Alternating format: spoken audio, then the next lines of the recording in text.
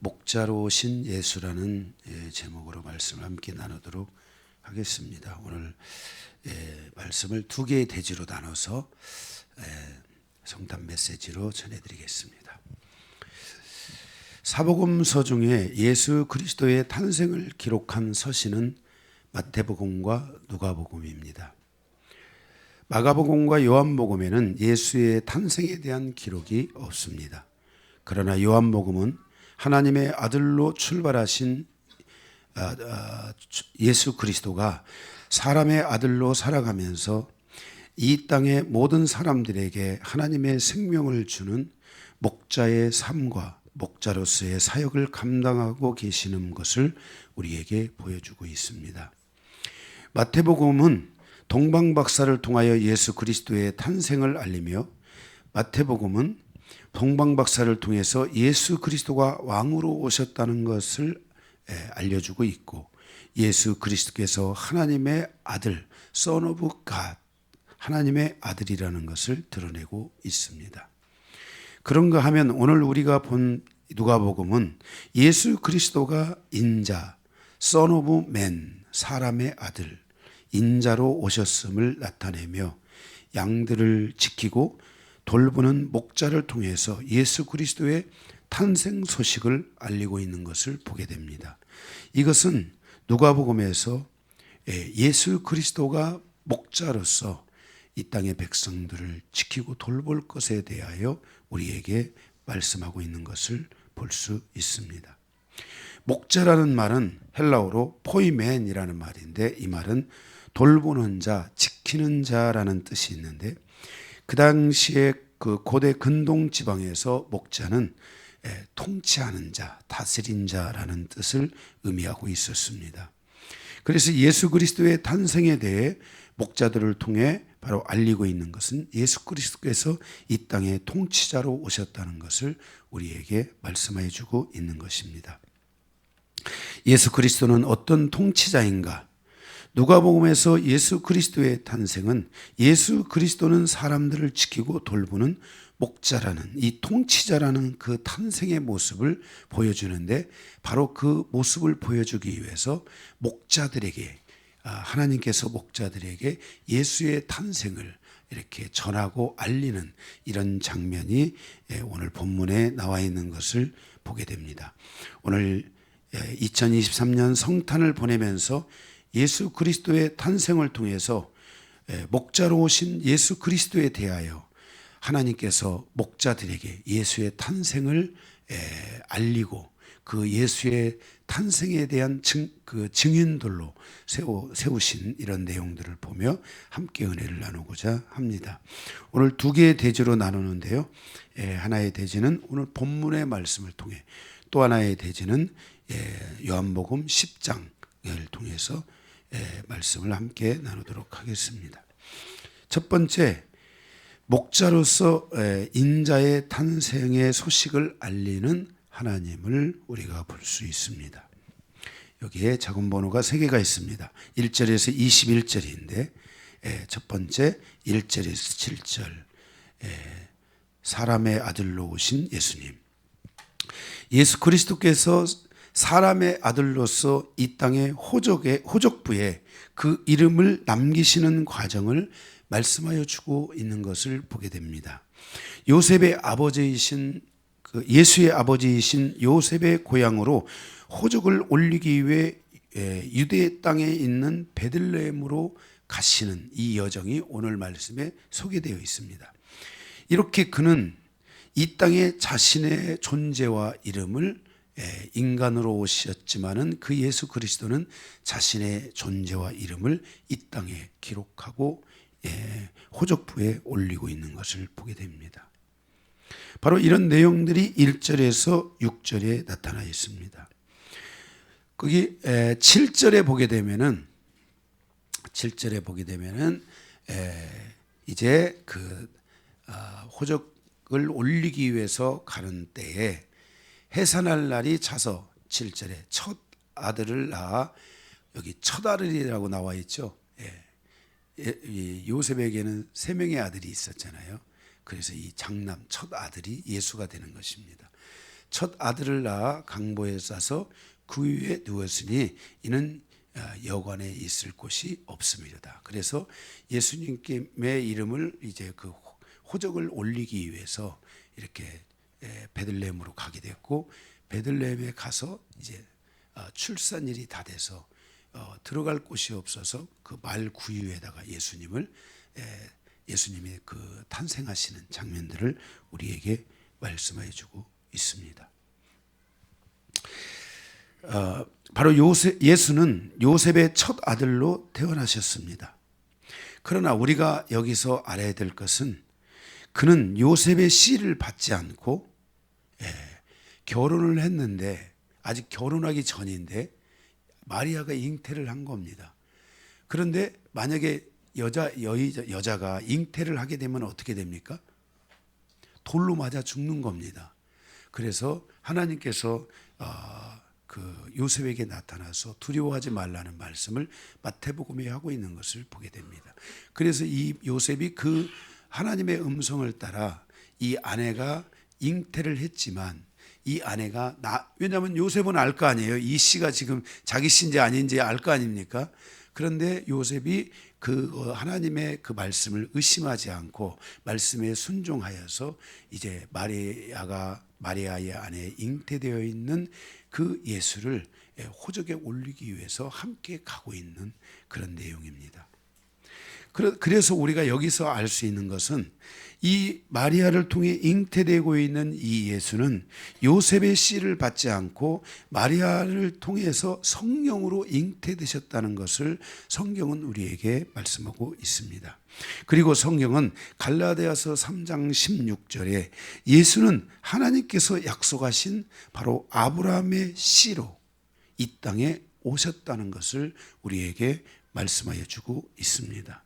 그래서 예수 그리스도가 인자의 사람의 모습, Son of Man이라는 인자의 모습을 가지고 이 땅에 오셨지만, 그리고 그 이름이 인간의 이름으로서의 그 이름이 이 땅에 호적에 올라갔지만, 이 호적에 올라간 거는 이거는 지금 우리가 이게 무슨 뭐 어떤 그 SF에 있는 영화의 내용이나 소설, 가상소설에 대한 이야기가 아니라 실제 이스라엘의 역사 안에 있는 이야기입니다.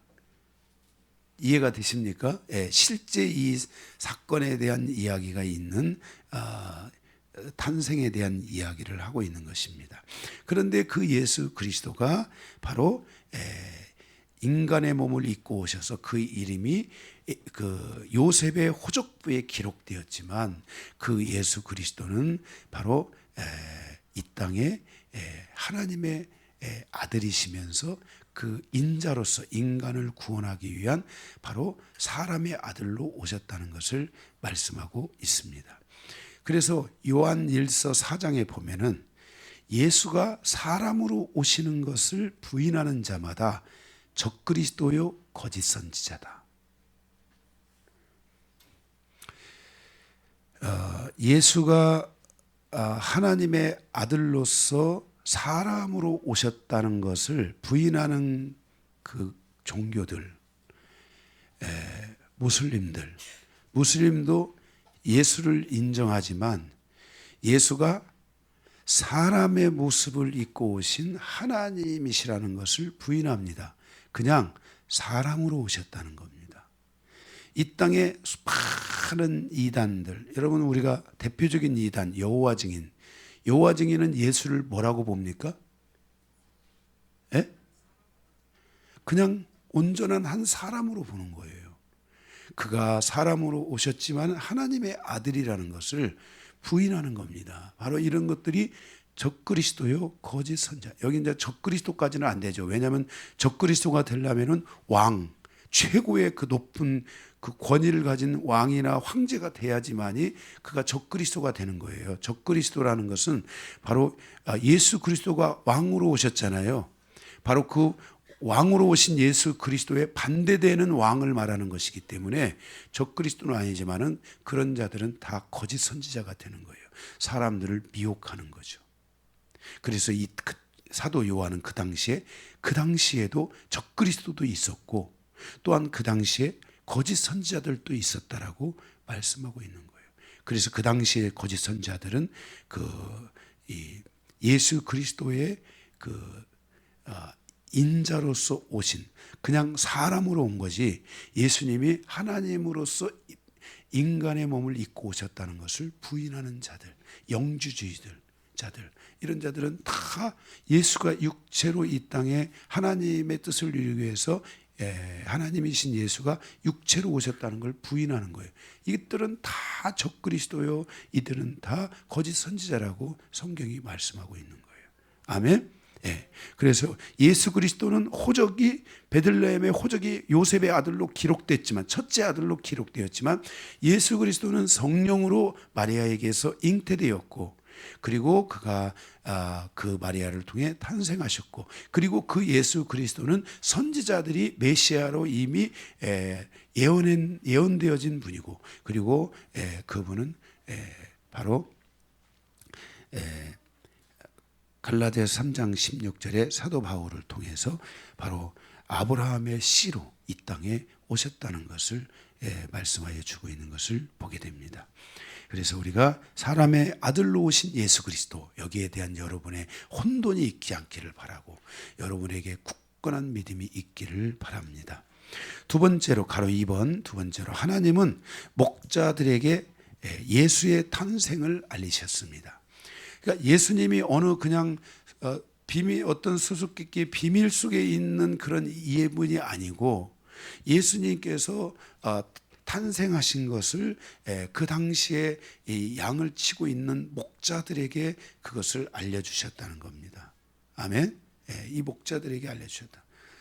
예배 드릴 때 가능하면 뒤에 서 있지 마시고, 정말 졸고 힘드신 분들은 어쩔 수 없어요. 왜냐하면 졸면 안 되니까. 근데 가능하면 여러분들이 뒤에서 이렇게 서 계시지 말고 그 자리에 앉아서 하나님 앞에 예배 드리는 거니까 그렇게 해주시기 바랍니다. 네, 두 분을 놓고 하는 게 아니에요. 모든 성도들. 아멘. 그래서 이제 이 예수 그리스도의 탄생하신 것을 하나님께서 친히 목자들에게 알리시는 내용이 있습니다. 거기 8절에서 14절에 나와 있는데요. 거기 9절에 보게 되면 주의 사자가 곁에 서서 주의 영광이 그들에게 두루비침에 크게 무서워하는지라 그랬어요. 이게 지금 하나님께서 목자들에게 이 모습을 보여주고 있는 거예요. 10절에도 보면은 천사가 이르되 무서워하지 말라. 보라, 내가 온 백성에게 미칠 큰 기쁨의 좋은 소식을 너에게 전하노라. 11절, 오늘 다윗의 동네에 너희를 위하여 구주가 나섰으니 곧 그리스도다. 여기 그리스도다라는 말은 메시아다라는 말입니다. 메시아다. 그래서 바로 그 메시아다.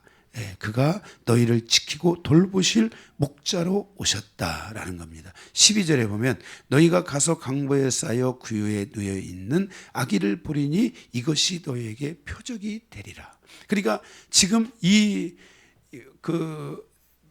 어느 누구도 예수님이 말 구유에 누워 있는 걸 알아요, 몰라요?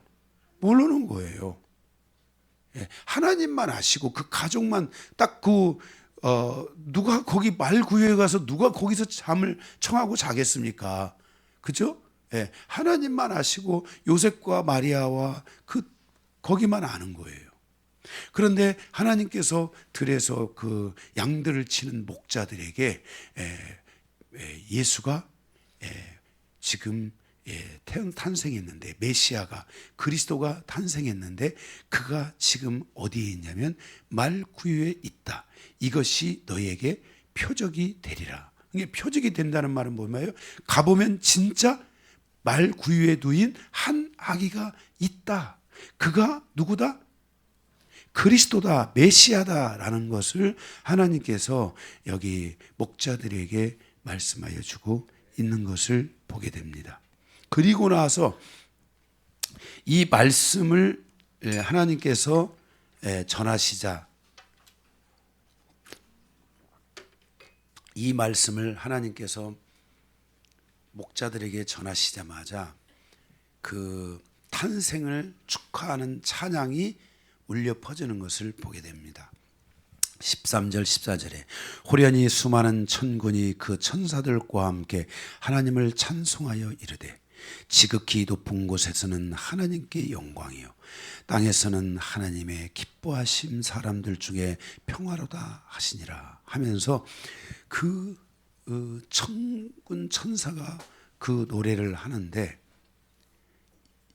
이 음성이 들린 거예요. 이 음성이 쭉 들려진 거예요. 그걸 누가 들은 거예요 지금? 에?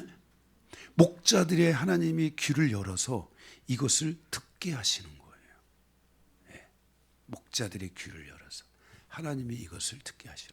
저는 오늘도 저 뒤에서 예배 들어가면서 뒤에서 중보를 하면서 오늘도 하늘의 거룩한 천군 천사들이요 예수 그리스도의 탄생을 알리는 그의 이름을 찬송하며 그의 이름 앞에 영광을 돌릴지어다 하고 저는 기도하면서 그렇게 마음으로 외치면서 그렇게 하나님 앞에 나갔어요.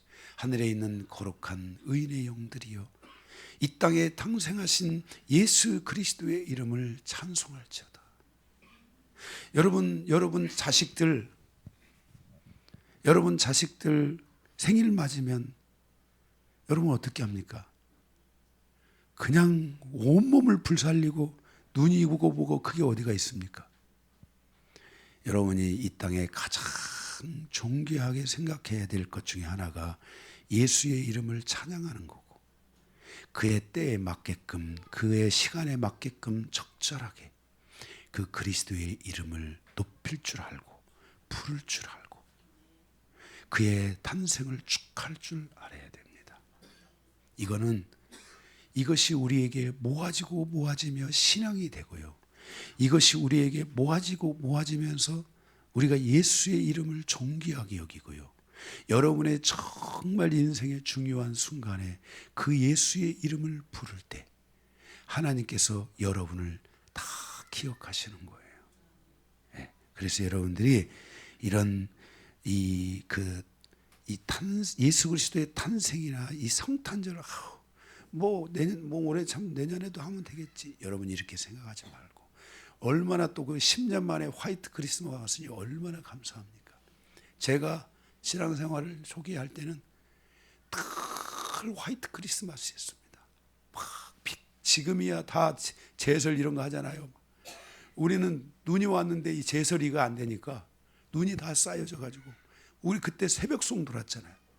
돌면서 그냥 가면서 미끄러져서 쫙 내려가고 그냥 그 새벽에 그래가지고 옷이 다 고드름이 생겨가지고 그때는 날씨가 왜 이렇게 추워?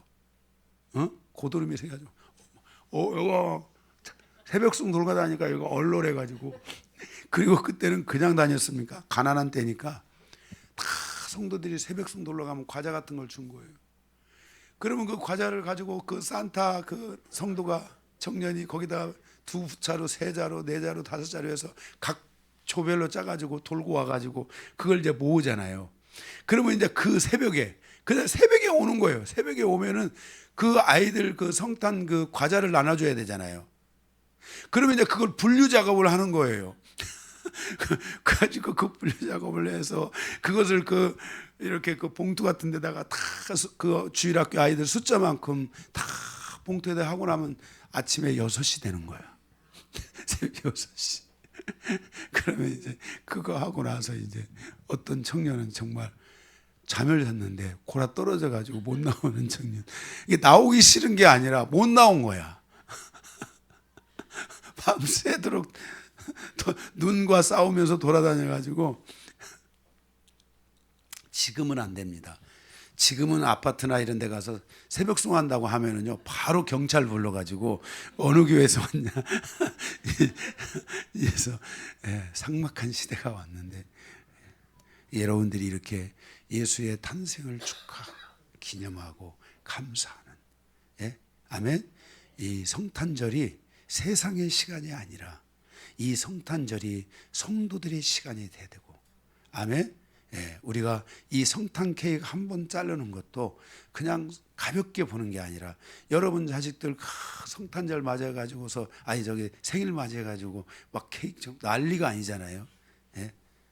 그런 것처럼 여러분들이 이 성탄절을 여러분 마지막 성탄절이 될 수도 있습니다. 여러분들이 이런 것들을 하나하나를 소중하게 생각하는 믿음으로 여러분들이 가시기 바랍니다. 왜냐하면 이 성탄에 대한 예수의 탄생을 하나님께서 직접 목자들에게 그 소식을 전하였기 때문입니다. 세 번째로는 목자들은 구유에 두인 메시아를 만났습니다. 15절에서 20절입니다.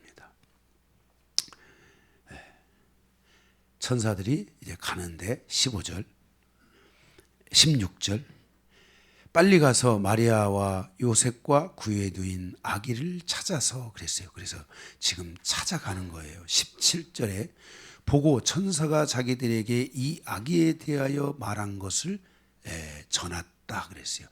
하나님의 천사들이 와서 이 아기가 그리스도라는 것을 이제 하나님께서 자신들에게 알려준 사실을 이 마리아와 요셉에게 전했어요.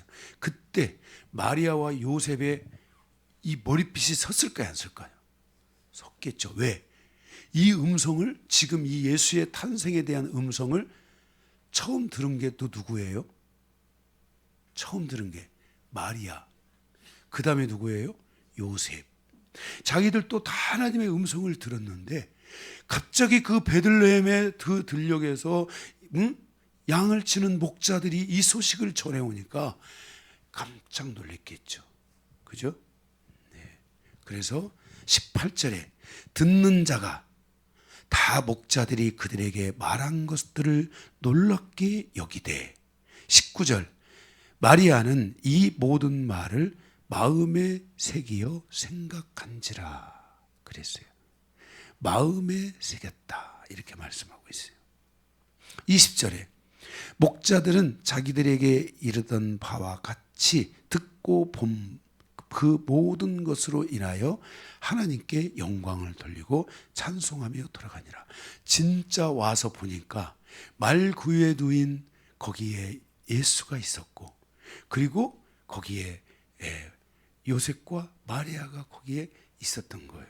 이것을 보고 얼마나 놀랐겠어요. 그죠? 그것을 전하고 하나님께 영광을 돌리고 돌아가는 모습을 보게 됩니다. 21절 할례할 8일이 되매 그 이름을 예수라 하니 곧 잉태하기 전에 천사가 일컬은 바르라 그랬어요. 할례할 8일이 되매 그 이름을 예수라 했어요. 제가 이게 참 이런 부분들이 잊혀지지 않는 게요. 제가 이제 저희 파국기 사모를 만나서 결혼을 하고 이제 그 임신을 하게 됐을 때 제가 하나님 앞에 물었어요. 하나님, 이 아이의 이름을 뭐라고 할까요? 그랬는데 제가 그때 음성 같은 거 잘 못 들었어요. 그런데 제가 너무 뚜렷하게 기도라고 하라, 기도라고 해라. 이게 이게 저게 확 닿아가지고 전 그래서 여자가 나오면 기순이, 남자가 나오면 기도. 근데 우리 그 집안의 호적에는 순자 돌림이거든요. 그래서 기순이로 돼 있어요.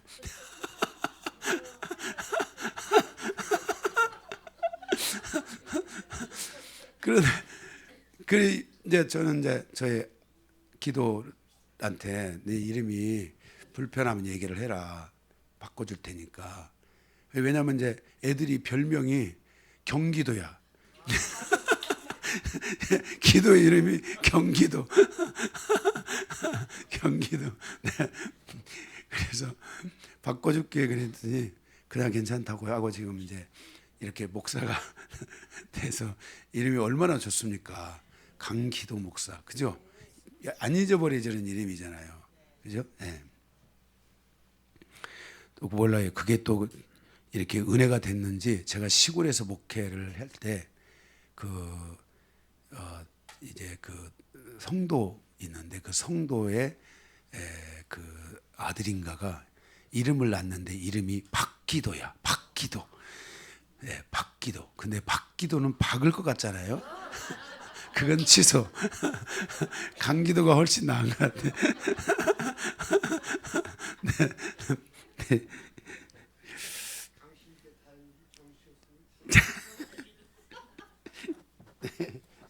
네. 그래서 그 예수님의 탄생하기 전에, 잉태하기 전에 그 마리아에게 그 음성을 들려줬잖아요. 그러니까 예수라는 이름을 이렇게 잊을 수가 없는 거예요. 그게 마리아도, 그죠? 그거를. 그리고 이미 요셉도 그 상황을 알게 됐고, 그래서 이 호적을 올리러 가는데 그 이름을 뭐라고 올렸어요? 예수라고 이름을 올린 거예요. 예수. 예. 바로 마리아는 이 하나님의 이 말씀에 순종을 해서 그 이름을 예수라고 이름을 올린 거예요. 그래서 실질적으로 이 그 이스라엘의 그 이 족보 안에 바로 예수라는 이름이 실질적으로 존재하고 있는 거예요. 예, 예수라는 이름이. 예. 구약적 히브리적 표현으로는 여호수아라는 이름이 그렇게 기록이 되어 있는 거예요. 그래서 우리가 오늘 목자로서 인자의 탄생의 소식을 알리는 하나님에 대한 우리가 말씀을 보면서 바로 하나님께서 친히 그 예수가 이 땅에 목자로 오셔서 우리를 통치하고 다스릴 분이라는 것을 하나님이 친히 다 그 예수의 탄생과 함께 그의 이 모든 것들을 하나님이 그 소식을 알리셨다는 것을 여러분들이 기억해 주시기 바랍니다. 두 번째로 이 땅에 목자로 오신 예수 그리스도에 대해서 말씀을 보도록 하겠습니다. 요한복음 10장인데요. 여러분들이 도움이 되도록 여기 다 보셨으니까 요한복음 10장을 여러분들이 피시고 보면 훨씬 빠르게 도움이 될 것 같습니다. 네. 이렇게 우리 가운데 오신 예수 그리스도는 이 땅의 목자가 되셔서 통치자가 되셔서 사람들의 영혼을 구원하고 치유하고 회복시키시는 사역을 감당해 주셨습니다. 여기 대해서 우리가 번호가 두 개가 있는데 첫째 1번 목자로 오신 예수 그리스도는 구원의 문이라는 겁니다.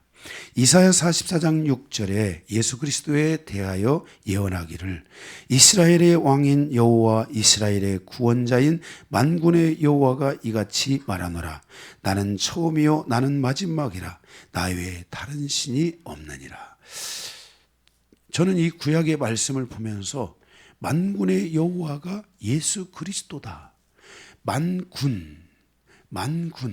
그러니까 앞으로 이제 모든 그 하늘에 있는 천군 천사와 이 모든 하늘에 있는 그 군대의 그 장관, 그 군대를 통치하고 다스리는 바로 그 만군의 여호와가 예수 그리스도라는 것을 이런 데서 우리가 찾아볼 수 있을 것 같습니다. 그래서 어쨌든 바로 그 예수 그리스도가 그리스도에 대하여 그가 말하기를 그분이 친히 말하기를 나는 처음이요 나는 마지막이라 나 외에 다른 신은 없느니라 라고 말씀하고 있습니다. 사도행전 4장 12절에 보면 의사 누가는 예수 그리스도에 대해서 말하길 다른 이로서는 구원을 얻을 수 없나니 천하 사람 중에 구원을 얻을 만한 다른 이름을 우리에게 주신 일이 없음이라 하였더라 그랬어요. 그러니까 우리가 예수 그리스도 이름 외에 다른 이름은 없어요. 무슨 뭐 안산홍이고 뭐고 무슨 뭐 이런 정말 말도 안 되는 이야기들에 우리가 이 거짓 선지자들의 혀가 얼마나 사람들을 미혹시키는지 우리가 이것을 알아야 돼요. 네, 정말 그래서 우리가 정말 조심해야 될 영적인 흐름 가운데 하나가 미혹의 영이에요.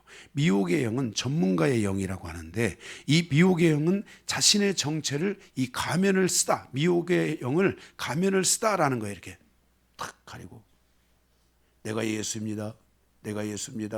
이렇게 가면을 탁 쓰고 사람들을 미혹시키는 거예요. 그래서 여러분들이 이 말씀을 모르면은 이 미혹되기 쉬운 거예요. 그래서 여러분들이 하나님의 말씀을, 성도가 하나님의 말씀을 모르니까, 여러분 그 신천지나 이런 데 가는 사람들이 다 누구예요? 교회 다니는 사람. 왜 그래요? 말씀을 모르니까 내가 예수다, 내가 예수다 하니까 다 따라가는 거예요. 성도들이 말씀을 모르면, 여러분이 영광교회 오셔서 말씀하니까 막 말씀이 막 혹시 쥐가 나시는 분들이 혹시 계시지 않을 거라고 저는 믿지만, 신앙생활이 말씀만 알면 돼? 이렇게 생각하시는 분들이 있을지 모르지만 성경 66권이 말씀이에요. 말씀을 모르면 마지막 때는 미혹될 수 있어요. 예수가 여기 있다 저기 있다 미혹시킬 수 있어요. 말씀을 가지고 여러분이 계셔야지 여러분들이 그런 미혹에 넘어지지 않을 수 있는 겁니다. 예. 그래서 이 말씀을 안다는 것은 굉장히 중요해요. 예. 여러분, 요한계시록에도 보면은 말씀을 지키는 교회만이 마지막에 주님의 칭찬을 듣는 거예요. 그래서 여러분들이 이 하나님의 말씀을 잘 따라가시기 바랍니다. 그래서 이 사도행전 말씀에 예수 외에 구원을 얻을 만한 다른 이름을 준 게 없어요. 예? 예, 다른 이름이 없어요. 제가 여기서 강요하니까 제 이름을 제가 뭔가 뭐 조금 한다고 막 제 이름을 높이고 그래서 제가 교제되고 그러면은 저 그냥 꽝 되는 거예요. 미혹하는 자가 되는 거예요. 저도 이 말씀을 전하면서 우리 성경 66권이 열리는 이런 말씀을 전하기 때문에 강요한 목사는 그 누구 어떤 목사보다도 더 조심해야 되고, 내가 조금이라도 뭐 하나님이 나를 통해서 뭐가 막 능력을 베푸시고 이런 것 자체를 생각을 하면 안 되는 거야. 왜? 그렇게 하면서 여러분들이 저 믿고 따라올 수도 있거든요. 응? 예.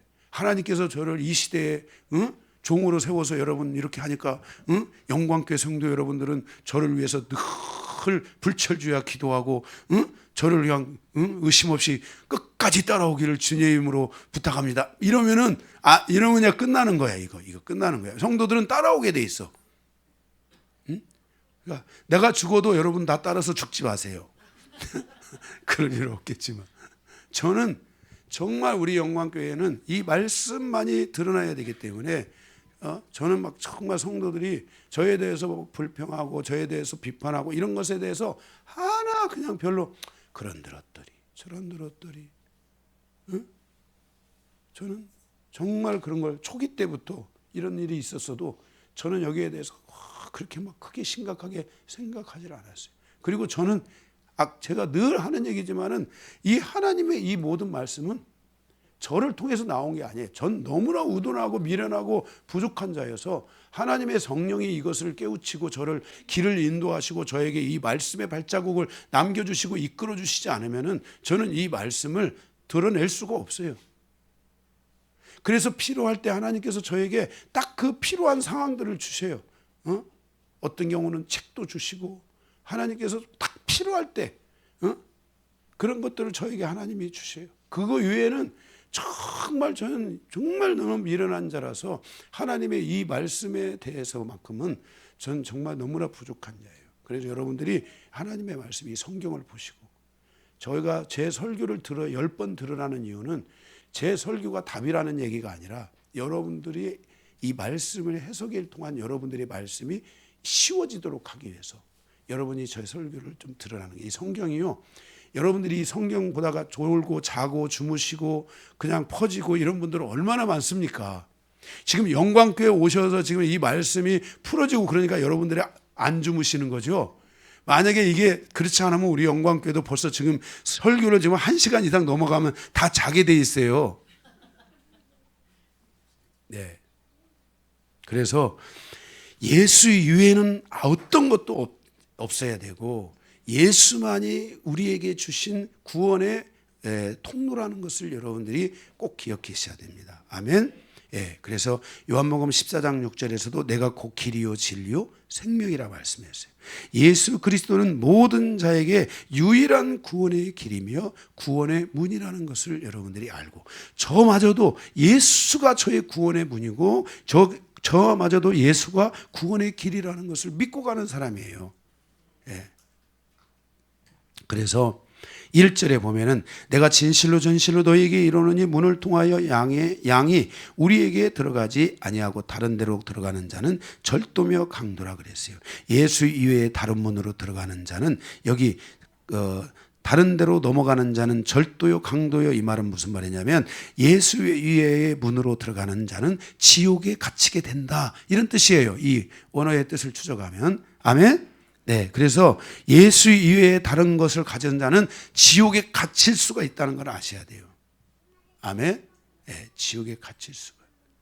네. 저는 개인적으로는 교황이 막 자기 말에 불변하다, 바보이다 이렇게 말하는데 이 교황들 위험한 사람들이에요. 예. 이 교황. 그러니까 자기가 왕이 돼 있는 거죠. 응? 교황이 왜 왕이 돼 있어야 되는지를 모르겠어요. 교황은 목자가 돼 있으면 돼요. 목자. 그죠? 주님의 대리 목자가 돼 있으면 되는 것이지 자기가 왜 왕이 돼 있어야 되는 거예요. 그래서 이 교황들이 적그리스도다라는 이런 말들이 수도 없이 많이 역사 일에 나오는 거예요. 왜냐하면 왕이니까, 높은 왕이니까. 적그리스도는 왕이나 황제가 돼야만이 적그리스도가 된다는 거죠. 그래서 자기가 왕인 것처럼 하니까 그런 말을 듣는 거예요. 그래서 조심해야 돼요, 우리가. 네? 저는 정말 이게 우리가 이 예수만이 유일한 구원의 통로이고 예수만이 우리에게 온전한 구원자이고 예수만이 우리에게 왕이라는 것에 대한 이 믿음이 여러분들에게 분명히 있으셔야 돼요. 아멘. 네, 2절에 보면 문으로 들어가는 이는 양의 목자라 그랬어요. 목자가 먼저 그 문을 만들었고 그 안으로, 문 안으로 들어간다고 말씀하고 있고, 목자가 들어간 그 문으로 양들이 따라 들어가는 거예요. 아멘. 네, 그래서 예수님도 친히 그 자신의 문으로 가시는 거예요. 3절에 보면 문지기는 그를 위하여 문을 연다라고 말씀했어요. 이 문지기는 파수꾼을 말하거든요. 예, 선지자나 사도나 주의 종들을 의미하고 있어요. 그래서 문을 지키는 자, 저는 뭐 하냐면 문을 지키는 문지기예요. 제가 가만히 보니까 문지기. 예, 문지기. 예.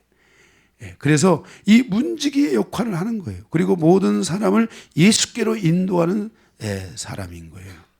3절에 보니까 양은 그의 음성을 듣는다라고 말씀하고 있어요.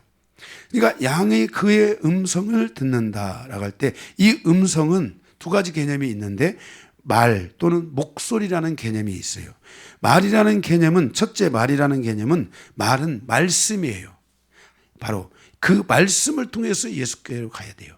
너희가 내 안에 가고 내 말이 너희 안에 거하면, 내 말이 너희 안에 거한다는 것은 말씀을 말하는 거예요. 이게 이 성경이 예수께서 말하신 내용이에요.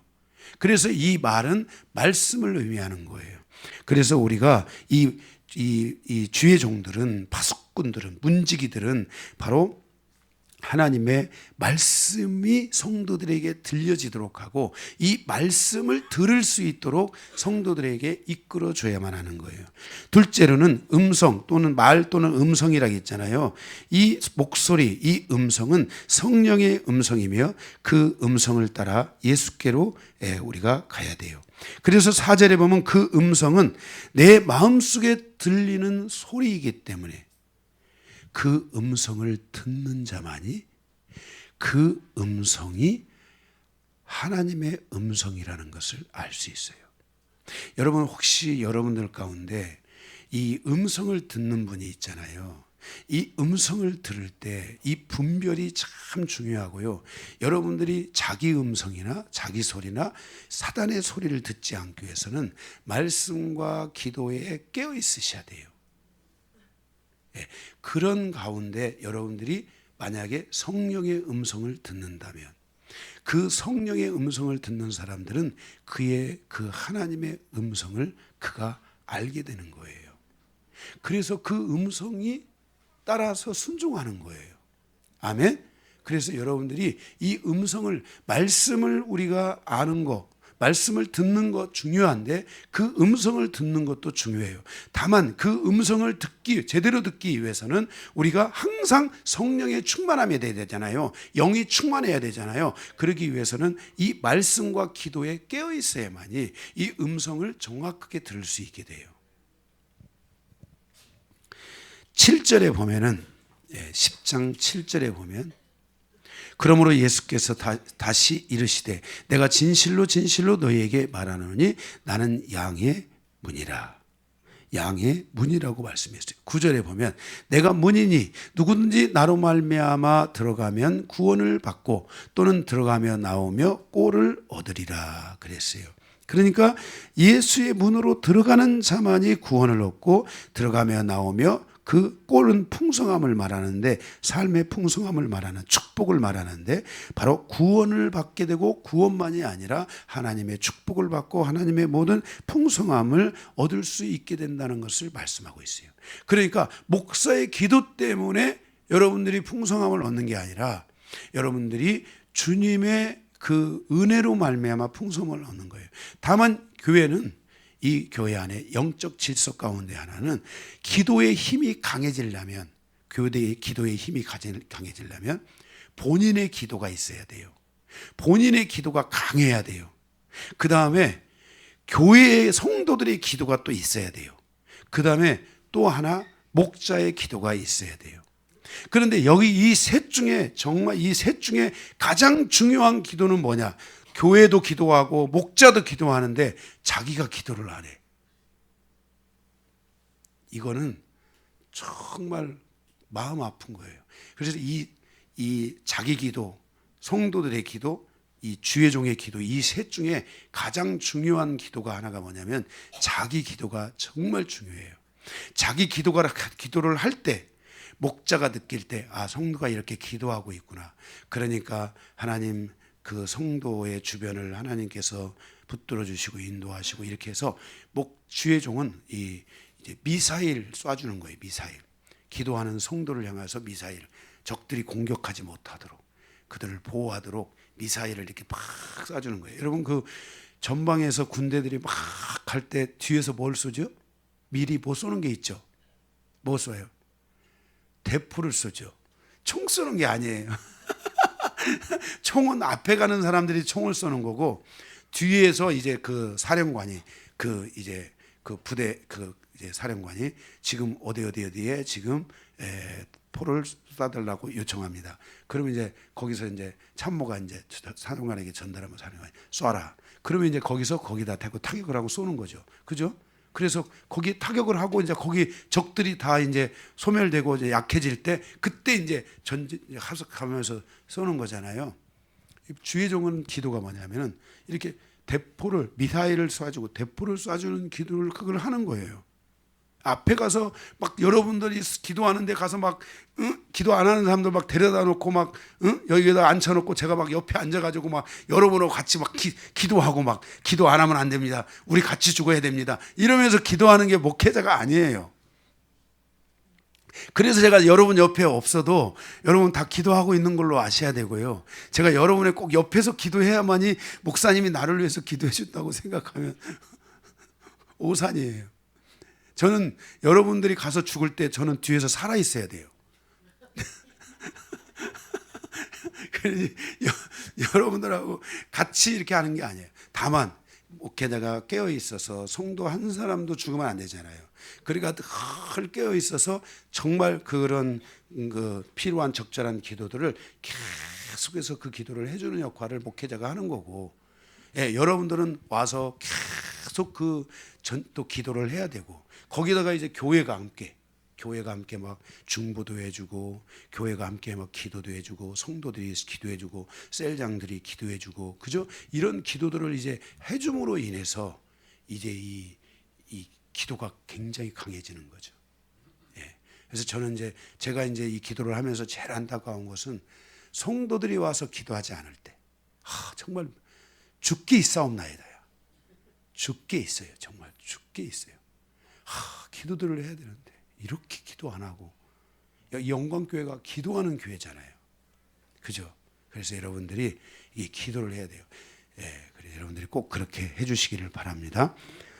교회 와서 기도하는 게 제일 좋지만 나는 정말 교회 오기가 어렵다 하는 분들은 집에서라도 기도해야 돼요. 근데 집에서 기도한다는 건 쉽지가 않아요. 그 교회 와서 같이 기도할 때 막 동기부여도 되고 기도에 힘도 생기고 그렇게 되거든요. 그래서 여러분들이 그렇게 기도해 주시기 바랍니다. 아멘. 그래서 어쨌든 우리가 이 전원이 문지기 역할을 하는 것이고, 그죠? 주님이 우리의 문이 되시고, 아멘. 우리가 이렇게 주님을 향해서 간다는 것들을 여러분들이 기억하고 그 들어가며 나오며 그 하나님의 축복을 가져오고 하나님의 은혜를 가져오는 이 모든 것들도 그 앞에서 누가 먼저 기도를 해야 돼요? 성도 본인이 하나님 앞에 먼저 기도를 해야 돼요. 기도하지 않는데 교회 안에서 어떻게 하겠습니까? 기초적으로 정말 기도는 해야지요. 기도는 해야죠. 기도는 해야죠. 마지막으로 두 번째, 예수 그리스도는 선한 목자라는 겁니다. 10절 말씀에 보게 되면요, 10절 도둑이 들어오는 것은 도둑질하고 죽이고 멸망시키는 것뿐이요 내가 온 것은 양으로 생명을 얻게 하고 더 풍성히 얻게 하려 하는 것이니라. 11절 나는 선한 목자라. 선한 목자는 양들을 위하여 목숨을 버리거니와 그랬습니다. 예수님이 선한 목자요, 양들을 위해 목숨을 버린다는 거예요. 12절 싹구는 목자가 아니요 양도 제 양이 아니라 이리가 들어오는 것을 보면 양을 버리고 달아나니 우리가 양을 보고 양을 물어가고 또 이리가 양을 물어가고 또 해치느니라. 달아나는 것은 그가 싹꾼인 까닭에 양을 돌보지 아니함이라 그랬어요. 그래서 이 싹꾼 목자가 되면 안 돼요. 이 목자는 양을 위해서 어떤 상황이 있어도 이 중심이 흔들리면 안 돼요. 계속 중심을 잡아주고 또 주님을 바라보고 이렇게 가는 이것을 통해서 성도들은 그 중심만 흔들리지 않으면 흔들리지 않아요. 뭐 우리 인간사가 자체가 그렇잖아요. 여러분의 이 세상에 나아가면 더 많은 막 이것도 있고 저것도 있고 막 다 있어요. 밖에 나가면. 그런데 이 교회 안에서도 이게 최소화돼야 되겠지만 이런 게 많이 돌아다녀서는 안 되겠죠. 적어지고 없어져야 되겠지만은 그런 과정에서 목회자가 흔들리면 안 돼요. 목회자는 딱 중심을 잡아주고 그 안에서도 그냥 침묵하는 거야. 침묵. 제가 오늘날까지 살아남은 것 중에 하나, 잘한 것 중에 하나는 침묵하는 거야. 그냥 침묵. 침묵. 할렐루야. 그래서 예수님이 선한 목자이기 때문에 그 선한 목자 대신 예수님을 따라갈 수 있도록 우리가 그 대리 목자, 그 대신 이 양을 감당하고 있는 목자들은 이 자기 중심을 가져야 돼요. 그 다음에 이 목자가 가져야 될 정말 이 사람이 목자냐 아니냐 하는 거에 대한 딱 하나, 정말 딱 하나, 그것은 뭐냐면은 첫째, 예수님이 선한 목자이신데, 둘째, 예수님은 대적의 문을 취하셨어요. 대적의 문을. 그래서 이 대적의 문은 창세기 22장 17절에 아브라함의 씨가 대적의 문을 취하리라 그랬어요. 이 대적의 문은 지옥의 문이에요. 그래서 진짜 참 목자, 이 참 목자, 이 예수 그리스도의 참 대리 목자, 이 참 목사는, 참 종은 뭘 하는, 하나를 딱 해야 되는데, 정말 중요한 거 하나를 해야 되는데, 그것은 뭐냐면 하나님의 말씀을 통해, 예수 그리스도의 이름을 통해 지옥의 문을 닫아버려야 돼요. 이 지옥의 문을 닫을 줄 알아야 돼요. 사단을 대적할 줄 알아야 돼요. 사단을 두려워하지 않아야 돼요. 이 대적할 줄 알고 이 지옥의 문을 딱 닫아서 어떻게 하든지 한 사람의 영혼이라도 생명을 얻게 하고 모든 사람의 생명을 얻게 하는 이 부분이 반드시 이루어져야 돼요. 그래서 교회는 예수 그리스도의 이름을 가지고 있기 때문에 그 교회는 지옥의 문을 닫아야 한다는 것을 우리는 알아야 됩니다. 그래서 오늘 목자로 오신 예수 그리스도, 그 목자로 오신 예수 그리스도를 전가하신 하나님의 그 말씀의 약속을 따라서 이제 이 땅의 교회가 바로 예수 그리스도의 그 이름을 감당할 수 있어야 되고, 주의 종은 그 예수 그리스도의 이름을 지키고 성도들이 그 문으로 들어갈 수 있는 문지기의 역할을 감당해 주면서 교회가 주의 종으로서의 중요한 사명 중에 하나, 사람이 참목자냐 아니냐, 싹꾼이냐 아니냐를 결정하는 것은 지옥의 문을 닫으려고 하느냐, 그것을 방치하고 가느냐, 그것이 있는 것도 모르고 가느냐 하는 것하고는 차이가 있습니다. 그래서 주의 종은 성도들의 삶에 지옥의 문을 닫고 하나님의 천국의 문을 열어줄 수 있는 그런 목자가 진정한 목자가 아닌가, 저는 이렇게 생각하면서 저도 그런 진정한 목자의 길을 가기 위해 지금 최선을 다하여 목양을 감당하고 있습니다. 2023년 성탄을 보내면서 목자 되신 주님을 만나는 은혜가 풍성히 여러분에게 열리기를 바라며, 새로운 24년을 향하여 가는데 여러분의 삶에, 여러분의 가정에, 여러분의 일터에 하나님의 놀라운 영광과 축복이, 그 하나님의 풍성함이 넘치시기를 주님의 이름으로 축원합니다. 말씀을 마치겠습니다.